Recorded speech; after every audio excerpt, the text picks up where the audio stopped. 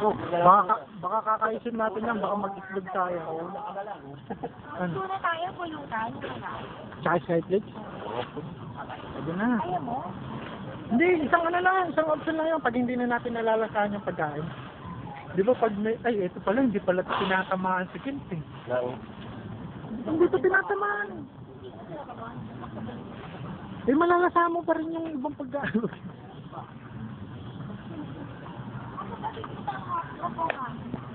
Di wag ham, baboy yung ham eh. Ay, nga pala. Karabit po. Oo, karabi po. Ngayon, ano marino? Maanghang. Uy, Kay, talo. Ay, mayroon na yakita. Kay, pampulutan yan, di ba? Anong ulamin natin? Ngayon? Adobo, di ba? Adobo ka din. Ah, sige, sige. Parang ba adobo? San Marino na lang, Mika. Ano, Kay? Hindi kasi magkatunog yung pangalan niya. Mikay, Mikay.